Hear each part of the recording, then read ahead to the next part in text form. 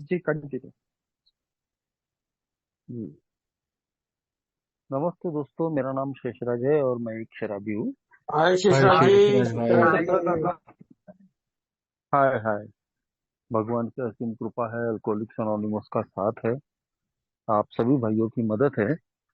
यही वजह है दोस्तों, आज भी मैंने शराब नहीं पी। एक अच्छी और संतुलित जिंदगी जीने की कोशिश कर रहा हूँ। दोस्तों, सबसे पहले तो नवजीवन ग्रुप ऑनलाइन इंडिया का मैं बहुत बहुत आभारी हूँ, जिन्होंने आज मुझे अपने अनुभव साझा करने का मौका दिया। और जो विषय है दोस्तों, ह्यूमिलिटी, विनम्रता, इस पर मैं अपने अनुभव साझा करने की कोशिश करूंगा दोस्तों। दोस्तों, थोड़ा एक फैमिली फंक्शन में आउट ऑफ सिटी आया हूँ, ग्रामीण इलाका है। हो सकता है कि बीच में कभी नेटवर्क का भी इशू हो सकता है, तो थोड़ा सा आप संभाल लीजिएगा। दोस्तों, लगभग 15 साल का शराबी जीवन लेकर मैं ए में आया था।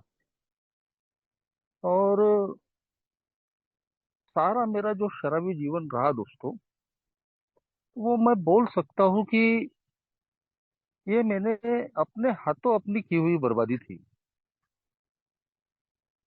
ए में आने के बाद ही ये बात समझ में आई दोस्तों कि शराब तो मेरा प्रॉब्लम था ही, मगर उसके साथ साथ मुझे जो शराबी जिन चीजों ने बनाया, और बद से बदतर तरीके से मेरी जो बर्बादी हुई, तो उसमें शराब के साथ साथ कहीं तो भी जो मेरा स्वभाव था, मेरे स्वभाव के ही अंदर वो कुछ चीजें ऐसी थी, उन्होंने मुझे पूरा बर्बाद। जब मैं अपने शराबी दिनों को याद करता हूँ, उससे पहले के भी दिनों को याद करता हूँ, तो मैं देखता हूँ दोस्तों कि मेरे घर में खुद मैंने शराब की बर्बादी देखी थी। मेरे पिताजी भी शराबी थे, और एक शराबी कैसे बर्बाद होता है, उसके परिवार को क्या कुछ सहन करना पड़ता है, इसका भुगतान।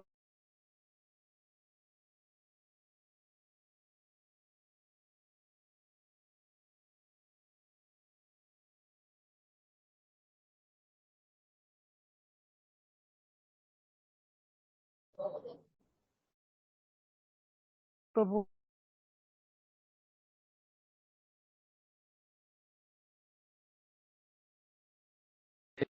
तो बहुत ही कम उम्र में मैंने एक अच्छा अपना नाम बनाया था।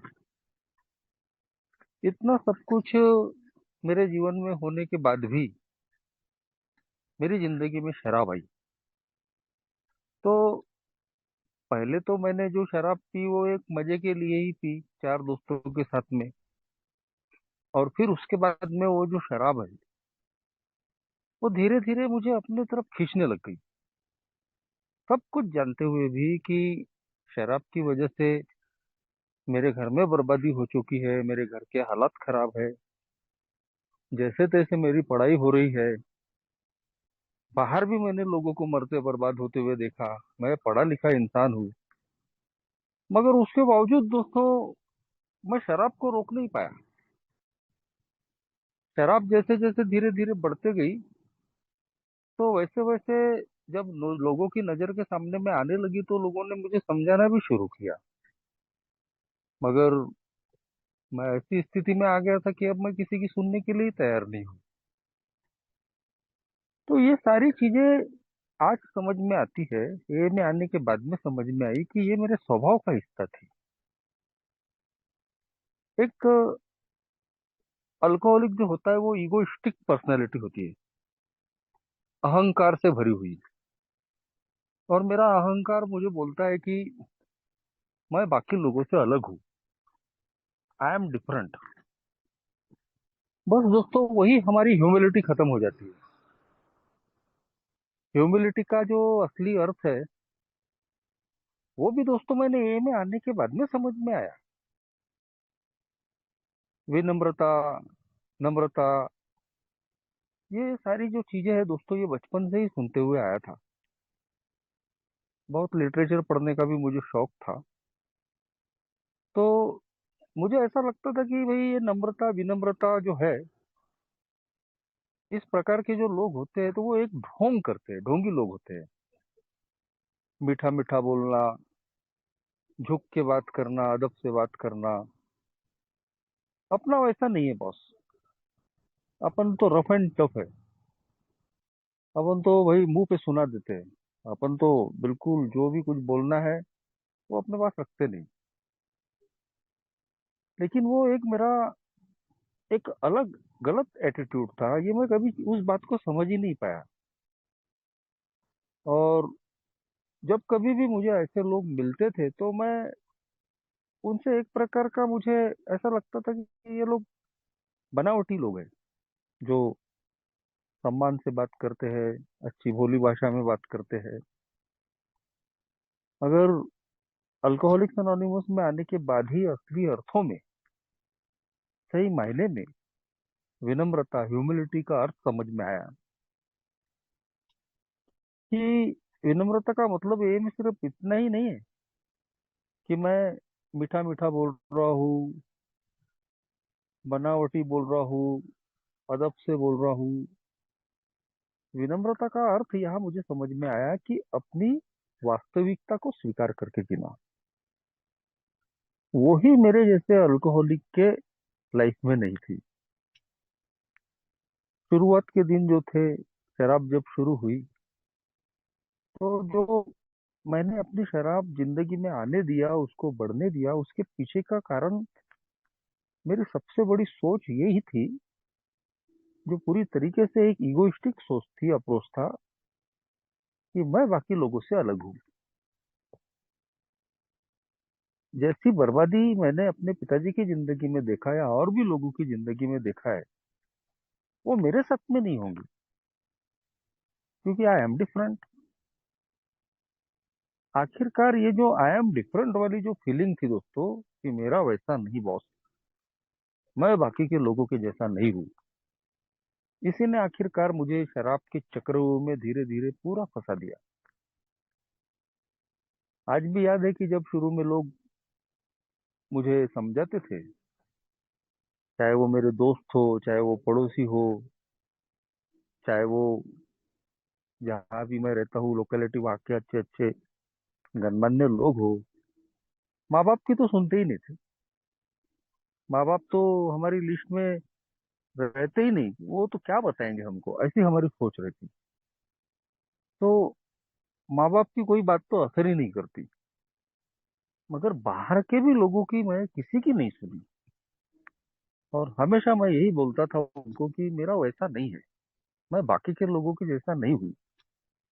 मैं उधार नहीं पीता, मैं गाली गलौज नहीं करता, मेरे पीने से किसी को कोई तकलीफ नहीं है। और धीरे धीरे एक घमंड बढ़ रहा था कि देखो, मैं इतनी शराब पी रहा हूँ, इतना मेरा कोटा है, लेकिन मैं हिलता भी नहीं। और ये बाकी के लोग देखो, ये छटाक भरे की शराब पीते हैं और कितना तमाशा बताते हैं। तो ये जो आई एम डिफरेंट वाली फीलिंग थी, जिसके पीछे में मेरा अहंकार काम कर रहा था, उसने आखिरकार दोस्तों मुझे पूरा बर्बाद कर दिया। धीरे धीरे वो जो मैं कहता था कि मैं बाकी के लोगों के जैसा नहीं हूँ, वो सारी चीजें मेरे साथ में भी होने लग गई। शराब का ऐसा मैं आदी बन गया कि मैं किसी न किसी के साथ में पीने वाला अकेले शराब पीना लग गया। कहीं तो भी ऐसी क्रेविंग बढ़ती थी कि मैं रह ही नहीं पाता था। और एक बार तो मैं बिल्कुल पूरा सब कुछ लाज लिहाज सब शर्म छोड़ के, क्योंकि मैंने बताया कि मैं शुरू में छुप छुप के ही शराब पीता था, कि लोग देख न ले, लोग मेरी बदनामी न हो। लेकिन शराब ने आखिरकार दोस्तों ये लबादा भी मेरा ओढ़ दिया। और मैं एक दिन मैंने देसी शराब की भट्टी में घुसकर मैंने शराब पी ली। और वहां से और हिम्मत बढ़ गई। धीरे धीरे शराब का प्रमाण भी बढ़ने लगा। घर में मेरे जो तेवर थे उसमें भी बदलाव आए। पिताजी के प्रति खुन्नस थी, मगर वो शराब जब नहीं थी तब तक दबी हुई थी। मगर शराब आने के बाद में पता नहीं मेरे स्वभाव में ऐसा बदलाव आ गया, ऐसी उग्र आ गई कि वो मैं अपने आप को रोक ही नहीं पाया। वो सारा जो अंदर जो भरा हुआ था, गुस्सा, खुन्नस, चिढ़, वो पूरी उफान पे आ गई। और दोस्तों फिर मेरे पिताजी से तू तू मैं चालू हो गई, उनको अपमानित करना, उनको गाली गलौज कर देना, माँ का अपमान करना, ये सब शुरू हो गया। बाहर में भी मैं लोगों से मेरे पंगे होने लग गए। किसी ने भी मेरे शराबीपन का जिक्र किया या समझाने की कोशिश की तो वो मेरा दुश्मन हो जाता था। और फिर मैं उसका अपमान कर दूं या उससे संबंध तोड़ दूं, तो ये सारी चीजें मेरी जिंदगी में होने लग गई दोस्तों। अब ऐसा समय आ गया कि मुझे खुद दिख रहा है कि मैं शराब की वजह से बर्बाद हो रहा हूँ। वो जो मैं बोल रहा था पहले पहले कि मेरा ऐसा नहीं है, तो वो सारी चीजें मेरे साथ में होने लग गई। मैं ब्लैकआउट में जा रहा हूँ, लोग मुझे उठा कर ला रहे हैं, मैं मुंह के बल पे गिर रहा हूँ, रुमाल बांध के मुझे 15-15 दिन रहना पड़ रहा है, उधारियां हो रही है, अपमान हो रहे हैं, ह्यूमिलेशन। एक ये पुस्तकों में लिखा है कि जितना हमारा ह्यूमिलेशन होता है, जितना हमारा अपमान होता है, जितने कड़वे घूंट हम पीते हैं, फिर उतनी ही विनम्रता हमारे अंदर आती है, उतनी ही ह्यूमिलिटी आती है। क्योंकि वो चीजें हमारी औकात हमको बताती है। हम चाहकर भी कुछ नहीं कर पाते, तो वो चीजें भी होने लग गई। मगर शराब के मामले में घमंड टूटने का नाम नहीं ले रहा था। अपमान सहन कर लेंगे, दारू वालों की, दारू बेचने वालों की दो गालियां सुन सहन कर लेंगे, उनके सामने में गिड़गिड़ाएंगे, मगर घर में आने के बाद में अकड़ में रहेंगे। घर के लोगों से सामने अकड़ नहीं जा रही है, बाकी लोगों के सामने में अकड़ नहीं जा रही है। तो ये जो दोहरी पर्सनैलिटी थी, दोहरा व्यक्तिमत्व, कब जिंदगी में आ गया पता ही नहीं चला कि मैं अब लोगों को कुछ दिखा रहा हूँ और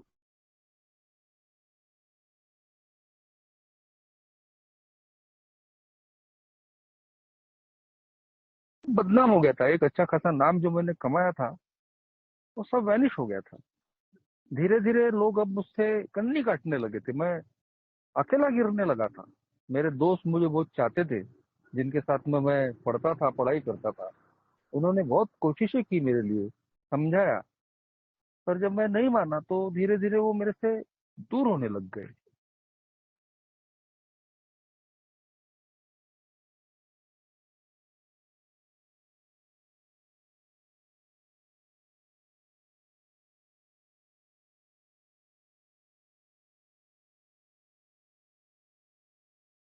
सालों का अल्कोहलिज्म झेला ही था, और सारी उम्मीदें मेरे पे थी, तो उसने जब देखा कि अब लड़का भी उसी राह पे निकला है।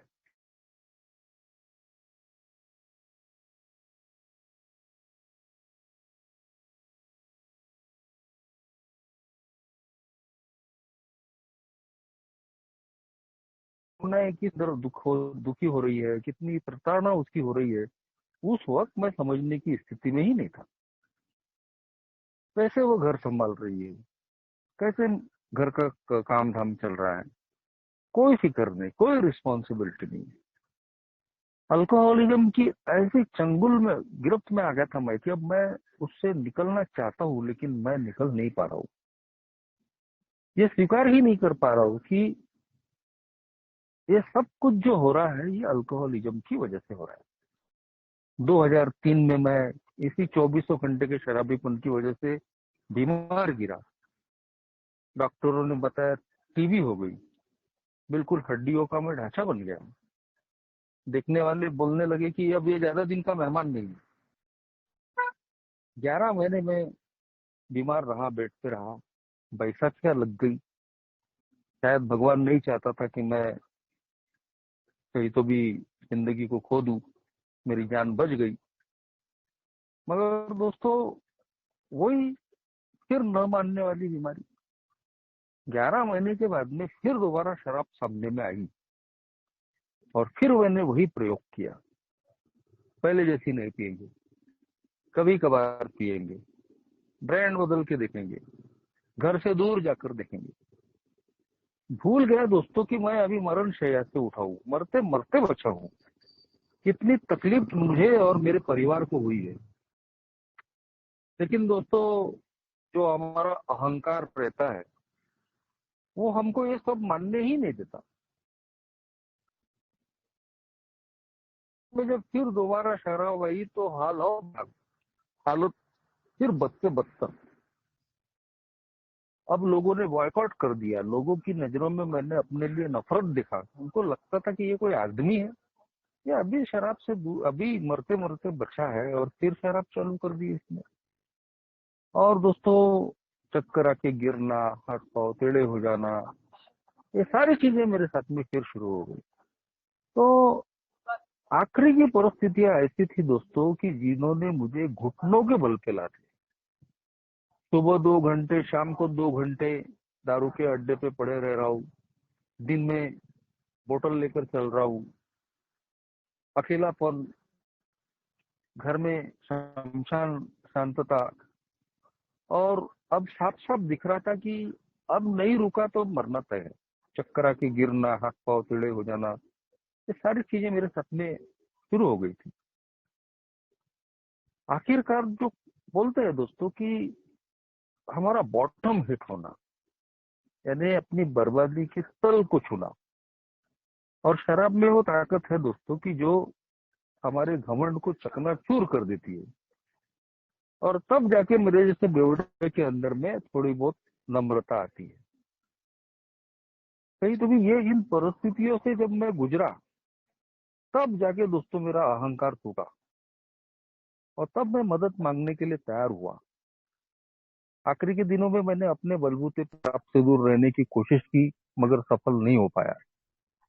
आसपास के डॉक्टर्स हो गए, कोई मेरी समस्या का समाधान नहीं हुआ। एक सरकारी हॉस्पिटल का साइकेट्रिक हो गया, उसके पास भी दारू पीकर ही जाता था, तो उसने एक दिन भगा दिया। और ऐसे में आखिर में फिर मैं पूरी तरीके से हतबल हो गया, हतबल स्थिति में आ गया कि अपनी बदौलत अब हम शराब से भी दूर नहीं रह सकते, लिमिट में भी नहीं पी सकते, और कोई दूसरा कोई उपाय भी नहीं है, तो अभी पी पी के ही मरना है। लेकिन फिर एक बार दोस्तों भगवान की कृपा हुई और अल्कोहलिक्स अनोनिमस का मैसेज मिला। एक मेरा ही अल्कोहलिक दोस्त था, वो 2 महीने से शराब से दूर था, तो उसने मुझे ए का मैसेज दिया। और दोस्तों, मैं अल्कोहलिक्स अनोनिमस की मीटिंग में आया 2007 अगस्त में। अगले महीने अगस्त में मुझे 18 साल हो जाएगी। देखते देखते कैसे ये 18 साल बीत गए पता ही नहीं चला। मगर अभी भी लगता है दोस्तों ये कि कल परसों की ही बात है। और उसके पीछे का कारण एक ही है कि मैं निरंतर इन 18 सालों में ए से जुड़ा हुआ हूँ।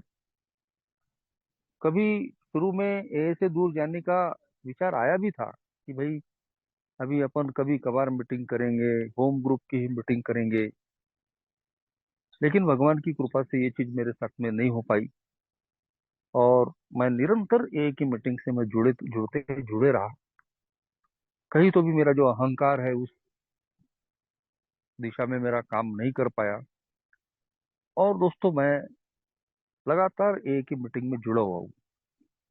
तो दोस्तों, जब अल्कोहलिक्स अनोनिमस की इस मीटिंग में मैं आया और अल्कोहलिज्म नाम की बीमारी मैंने सुनी, मेरा जो बचा खुचा जो घमंड था वो भी कहीं तो भी टूट के बिखर गया। क्योंकि ए के प्रोग्राम ने, आप लोगों ने मेरे सामने में अपनी वास्तविकता रख दी कि मैं एक ऐसा शराबी हूं कि जो कंट्रोल ड्रिंकिंग नहीं कर सकता, जो थोड़ों से पी के रह नहीं सकता।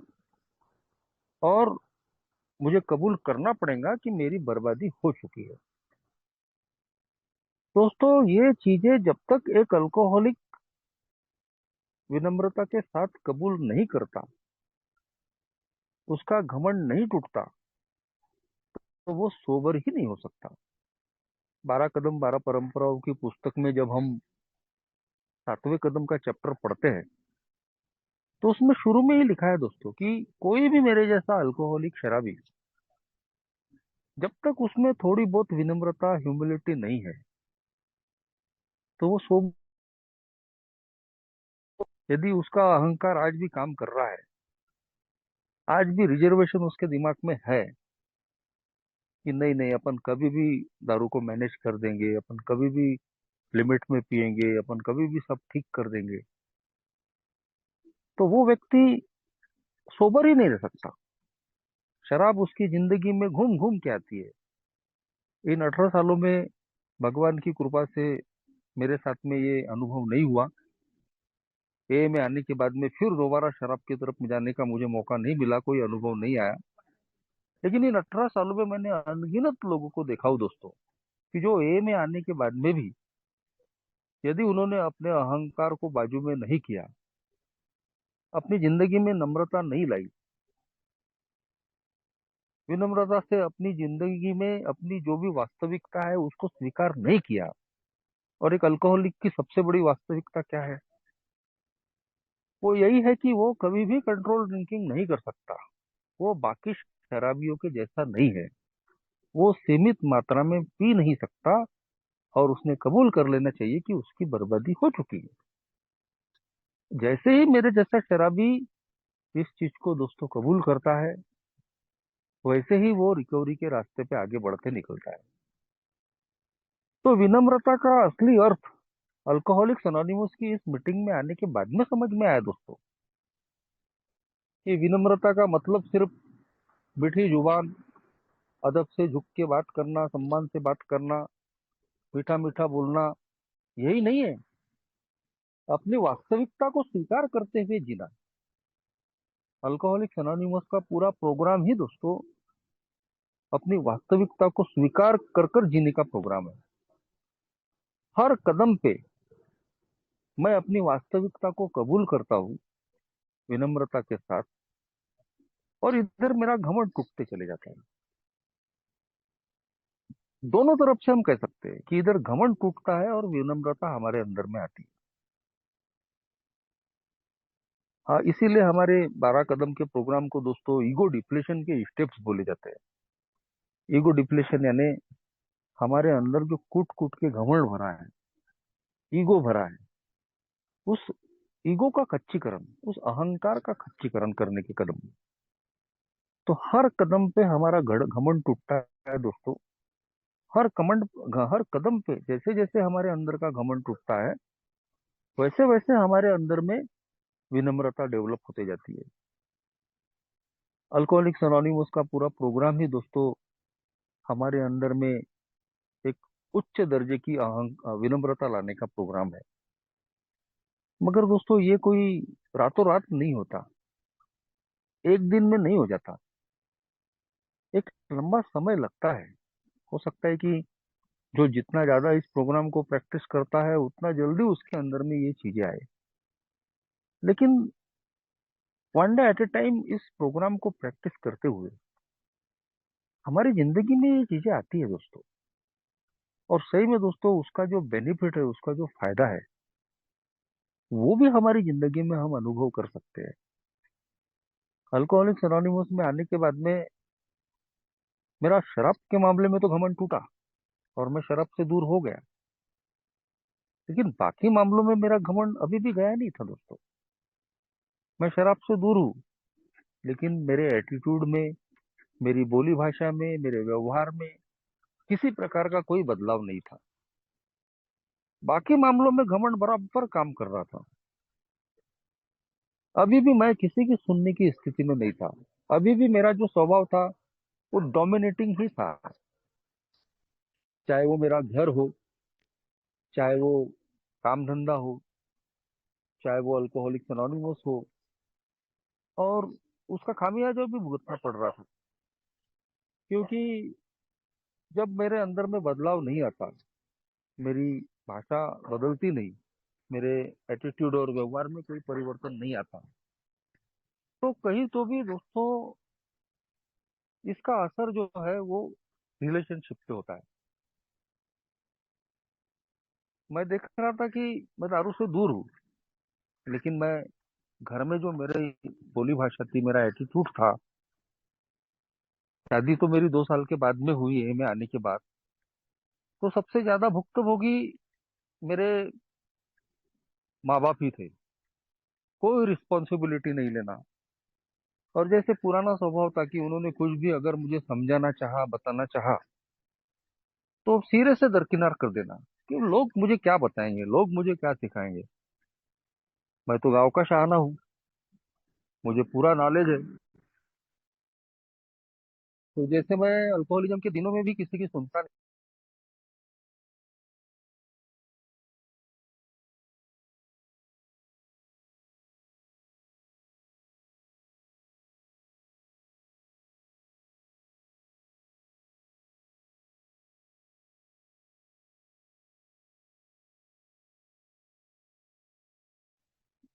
आवाज नहीं आ रही है।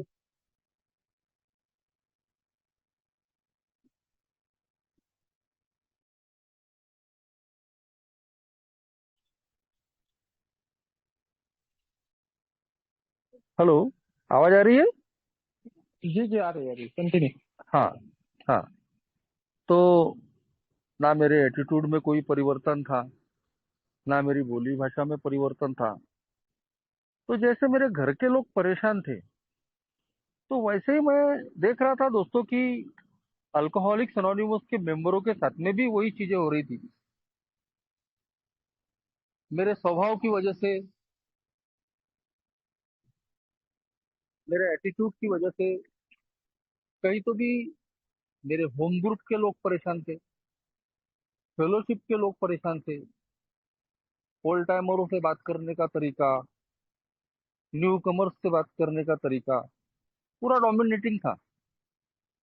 मुझे लगता था कि मैं जो भी बोल रहा हूँ, जो भी सोच रहा हूँ, वो सब सही है और सब मेरे हिसाब से होना चाहिए। अपनी गलतियां मुझे दिखती ही नहीं थी, मुझे सिर्फ लोगों की गलतियां दिखती थी। Blaming nature. और इसकी वजह से दोस्तों कहीं तो भी संबंध खराब हो रहे थे। जैसे मेरे माँ बाप अल्कोहलिज्म में शराब से परेशान थे, तो अभी ये में आने के बाद में, दारू से दूर होने के बाद में भी वो मेरी ड्राई सोब्राइटी से परेशान थे। अल्कोहलिक्स अनोनिमस के मेंबरों से मेरे संबंध खराब हो रहे थे। और इन सारी चीजों की वजह से जो जो मेरा सबसे बड़ा जो नुकसान था, वो था पीस ऑफ माइंड, सेरेनिटी। मैं दारू से दूर हूँ, लेकिन वही जो डॉक्टर विलियम सिल्कवर्थ ने हमारे बारे में कहा था कि एक शराबी अस्थिर, चिड़चिड़ा और नाखुश होता है, रेस्टलेस, इरिटेबल, डिसकंटेंट। पर अभी तो दारू से मैं दूर हूँ, दारू नहीं पी रहा हूँ, फिर उसके बाद में भी मैं अस्थिर, चिड़चिड़ा और नाखुश क्यों हूँ? क्या कारण है? तो उसके पीछे का कारण यही था दोस्तों, मेरा स्वभाव। मैं दारू से जरूर दूर था, लेकिन मेरे स्वभाव में परिवर्तन, व्यवहार, बोली भाषा में परिवर्तन नहीं होने की वजह से, मेरा घमंड नहीं टूटने की वजह से, मेरे अंदर में विनम्रता नहीं आने की वजह से, मैं हर किसी के साथ में एक बैटल ग्राउंड पे ही था, लड़ाई का मैदान। सबसे लड़ रहा था, घर में लड़ रहा था, काम धंधे पे लड़ रहा था, ए में जान बचाने आया हूँ, ए में भी लड़ रहा था। सब मेरे हिसाब से होना चाहिए, मैं जैसा बोलता हूँ वैसा होना चाहिए। और फिर जब ऐसी स्थिति रहती है, तो हमारा मन शांत नहीं रहता। कहीं तो भी जो भावनात्मक स्थिरता जो ए कहती है, हमारे बिल्डब्ल्यू को फाउंडर भी कहते हैं, इमोशनल सोब्राइटी, भावनात्मक संयम, वो अगर नहीं है तो फिर हम अंदर इरिटेबल, डिस्कंटेंट रहेंगे। तो ये चीजें दोस्तों धीरे धीरे ए में आने के बाद में समझ में आई। और इससे बचने का और निकलने का रास्ता एक ही था दोस्तों, वो था कहीं तो भी ईगो डिफ्लेशन। मेरे अंदर में जो घमंड भरा हुआ है, उसका खच्चीकरण। और जब मेरा घमंड कहीं तो भी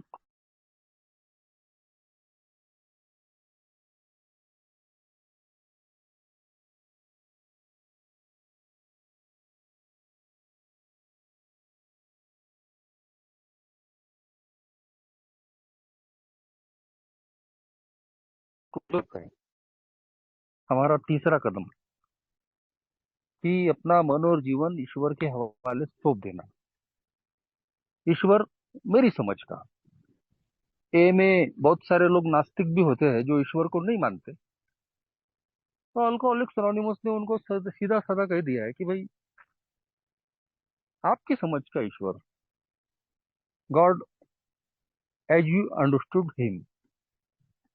बहुत सारे लोग गॉड को नहीं मानते तो गुट को मानते हैं, ए की फेलोशिप को मानते हैं। लेकिन किसी न किसी के सामने में सरेंडर होना, झुकना, ये बहुत जरूरी है।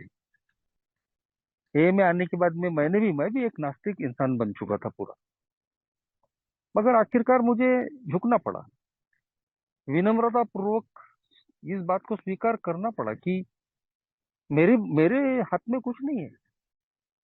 सबसे पहले तो दारू के मामले में, और फिर दारू के बाद में और भी जिंदगी की जो चीजें हैं, पीपल प्लेसेस सिचुएशन, इनके मामले में भी मैं हतबल हूँ।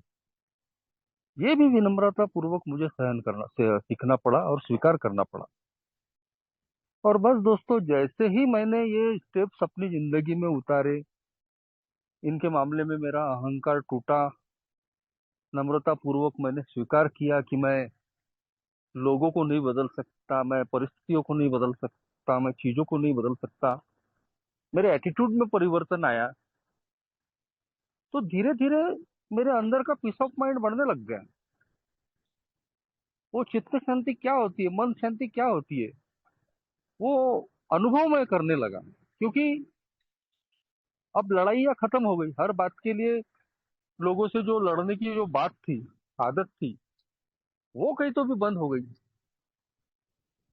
अब ग्रुप में चाहे जैसे भी वो ग्रुप चले, अब मेरी कोई जिद नहीं है ऐसा ही होना चाहिए या वैसा ही होना चाहिए। एक इंटर ग्रुप का मैं को फाउंडर हूँ। उस इंटर ग्रुप में भी मैंने कई कई दिनों तक, कई सालों तक डोमिनेटिंग किया। जो बॉडियां बनती थी वहां भी मेरा डिक्टेशन चलता था। फेलोशिप में भी मैंने लोगों को कई बार परेशान किया कि ऐसा होना चाहिए, वैसा होना चाहिए। मगर एक समय के बाद में जब मैंने पीछे रहकर काम करना शुरू किया कि भाई, लोगों को भी गलतियां करके सीखने का अधिकार है, और ए को मैं नहीं चला रहा, ए को वही चला रहा है जो एक प्रिय ईश्वर है। धीरे धीरे ये चीजें हमको एक्सपीरियंस होती है दोस्तों। तो हर बात के लिए लड़ना बंद हो जाता। और जब लड़ना बंद हो जाता, हम विनम्रता से ये अपनी वास्तविकता है, अपनी जो शॉर्टकमिंग्स है, हमारी कमजोरियां हैं, उनको स्वीकार करते हैं। धीरे धीरे दोस्तों हम हल्के होते चले जाते हैं। और यही एक का प्रोग्राम हमको बताता है दोस्तों कि शराब की दूरी तो हमको मिल गई है, लेकिन अगर हमारी जिंदगी में पीस ऑफ माइंड नहीं है, मन शांति नहीं है, अगर हमारा मन अशांत है, तो हम कभी भी दारू के अड्डे पे दिख सकते हैं। और अगर हमने शराब नहीं भी पिए, तो भी इस सोब्राइटी का जो आनंद है, उससे हम वंचित रह सकते हैं।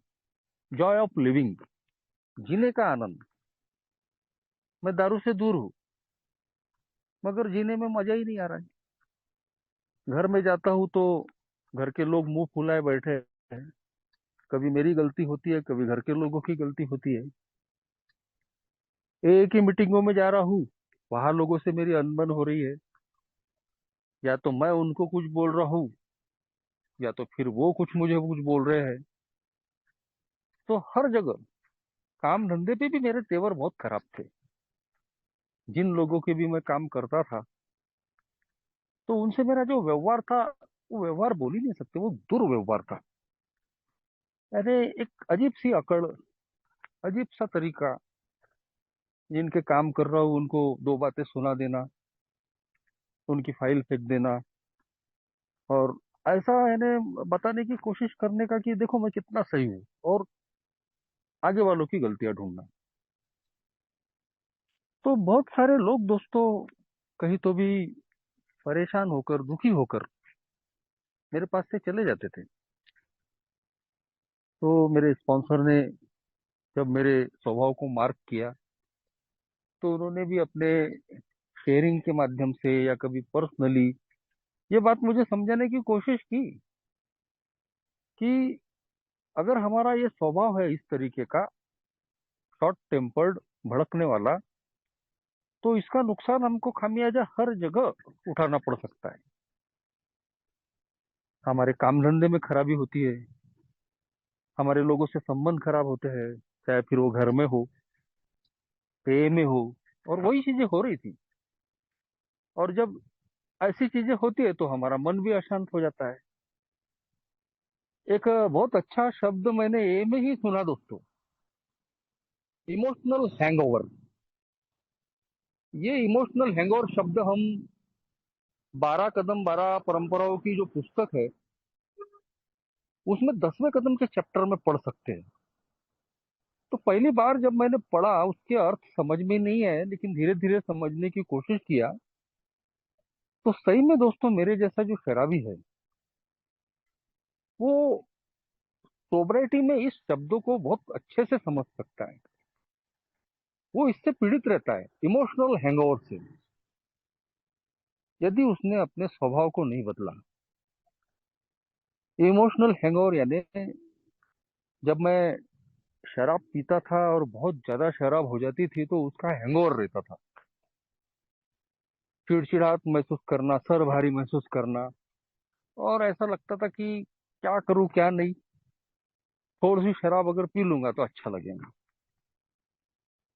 तो ऐसे ही हमारे हाथों से जब कुछ गलतियां हो जाती है, हमारी भाषा से, हमारे कर्म से, कुछ तो भी गलत हम करते हैं, तो कहीं तो भी उन चीजों का भी हैंगओवर, इमोशनल हैंगओवर हमारे दिलो दिमाग पे काम करता है। जो मैंने ए में आने के बाद में सोब्राइटी में महसूस किया। मान लो कि सुबह मैंने बीवी से तू तू मैं कर ली, बच्चों पे अगर चिल्ला दिया, कुछ डांट दिया, कुछ उल्टी बातें कर दी, या राह चलते सड़क पे किसी से दो दो बातें हो गई, तो पहले तो उतना कुछ लगता नहीं था, लेकिन अभी ए के आध्यात्मिक प्रोग्राम पे आने के बाद में ये मैंने अनुभव किया कि वो चीजें अब मेरे को खाते रहती है। अगर मैंने कुछ गलती की है या नहीं भी की हो, तो भी मेरा मन बार बार मुझको खाता है कि यार ऐसा क्यों किया, अरे ऐसा क्यों बोला, अरे नहीं बोलना था, बेकार में उलझ गया। तो कहीं तो भी अच्छा खासा जो मेरा दिन है उसी सोच में, उसी उधेड़ उधेड़ बुन में खराब हो जाता है। और अल्कोहलिक्स अनोनिमस का प्रोग्राम कहता है कि हमको हर पल जीना है, हर पल, हर दिन हमको जीने का आनंद लेना है। और ये पॉसिबल है दोस्तों, अगर मैं इन छोटी छोटी चीजों पे गौर करूं, इन पे काम करूं, नम्रता के साथ में इन चीजों को कबूल करते चलूं कि भाई मेरे मन के हिसाब से सब होने वाला नहीं है, मैं जैसा चाहता हूँ वैसा होने वाला नहीं है, ये मेरी वास्तविकता है। मेरी वास्तविकता सिर्फ इतनी ही नहीं है कि मैं दारू के सामने में कमजोर हूँ, हतबल हूँ, उसको मैं कंट्रोल ड्रिंकिंग नहीं कर सकता। यहाँ से तो विनम्रता की सिर्फ शुरुआत है, लेकिन मेरी असली हतबलता, असली शक्तिहीनता अगले कदमों में आती है, जो मैंने अपनी एक ही सोबराइटी के सफर में कुछ ही दिनों में देख लिया। मेरी शादी नहीं हो पा रही थी, मेरा काम धंधा ठीक नहीं हो पा रहा था, मेरे कर्जे चुकता नहीं हो पा रहे थे, कहीं तो भी लोग मुझे अपना नहीं पा रहे थे। तो शराब की समस्या तो हल हो गई थी, लेकिन ये बाकी की जो समस्या है जिंदगी की, वो हल नहीं हो पा रही थी। और मैं अपनी तरफ से पूरी कोशिश कर रहा था। और आखिरकार दोस्तों मुझे विनम्रता के साथ में इस बात को स्वीकार करना पड़ा कि जैसे मैं दारू के मामले में हतबल हूँ, तो वैसे ही मैं जिंदगी की बहुत सारी चीजों के मामले में हतबल हूँ। शादी कब होंगी मुझे नहीं मालूम, मेरे हाथ में नहीं है। कर्जे चुकता कब होंगे नहीं मालूम। काम धंधा कब ठीक होगा नहीं मालूम। लोग कब अपनाएंगे नहीं मालूम। लोगों ने बॉयकॉट करके रख दिया था मेरा। तो ये का प्रोग्राम कहते हैं कि कभी हम स्वेच्छा से लेते हैं और कभी कभी हमको मजबूरी में ही लेना पड़ता है। हम तो दारू छोड़ के ही खुश हो जाते हैं और हमको लगता है तो सब तो ठीक हो गया, अब ये कदम करने की क्या आवश्यकता है। मगर हम अगर ए में बने हैं तो एक समय ऐसा भी आता है कि हमको आगे के जो कदम है वो मजबूरी में लेना ही पड़ता है। और फिर मैंने भी तीसरा कदम मजबूरी में ही लिया। चौथा पांचवा कदम बाद में मजबूरी में ही लिया। क्योंकि अगर वो नहीं लेता तो फिर मेरी सोबराइटी खतरे में पड़ जाती। तो बहुत अच्छा है कि हम ये प्रोग्राम स्वेच्छा से ले लें। नहीं तो एक समय के बाद में ऐसी परिस्थितियां पैदा हो जाती है कि या तो ये प्रोग्राम प्रैक्टिस करो नहीं तो फिर दारू के अड्डे पे दिखो। भगवान की कृपा से दारू के अड्डे पे जाने की नौबत नहीं आई। मैंने प्रोग्राम को प्रैक्टिस करने का रास्ता चुना। और सही में दोस्तों, जब इन 12 कदमों पे हम काम करते हैं तो और ह्यूमिलिटी और विनम्र होते चले जाते हैं और वास्तविकता का जो स्वीकार है वो और ज्यादा आसानी से हम कर पाते हैं। हमारी सबसे बड़ी समस्या यही है कि हम अपनी वास्तविकता को कबूल नहीं करते। और जितनी जल्दी हम अपनी वास्तविकता को विनम्रता के साथ कबूल करते हैं उतना ही दोस्तों हम और अंदर से खुश होते चले जाते हैं और अंदर से कहीं तो भी सुखी होते चले जाते हैं। तो कहीं तो भी एक जो गलत अर्थ अल्कोहलिक्स एनोनिमस में आने के पहले मेरे जैसा शराबी विनम्रता के बारे में लगाता है। हेलो। तो वैसे वो अर्थ कहीं तो भी एक नया अर्थ अल्कोहलिक्स एनोनिमस में आने के बाद में सीखने को मिलता है, जो मुझे भी मिला। अगर मैं किसी से रिस्पेक्ट से बात कर रहा हूँ, अगर अच्छी भाषा में बात कर रहा हूँ, तो ये कोई गलत थोड़ी है। और मैं ऐसे लोगों को ढोंगी बोलता था, बनावटी बोलता था। और अपनी जो गलत बात करने की, गलत तरीके से बात करने का जो स्वभाव था उसको जस्टिफाई करता था कि मैं रपटप हूँ, मैं तो मुंह पे सुना देता हूँ, चाहे किसी को भी कुछ भी लग जाए बस, अपने को कुछ फर्क नहीं पड़ता। मगर अल्कोहलिक्स एनोनिमस के प्रोग्राम में आने के बाद में ये चेंज इन बिहेवियर आया दोस्तों, कि अगर मैं थोड़ा सा प्रेम से अच्छे से अगर किसी से बात करता हूँ। मेरे स्पॉन्सर ने भी मुझे एक बार समझाया था कि कई बार बोले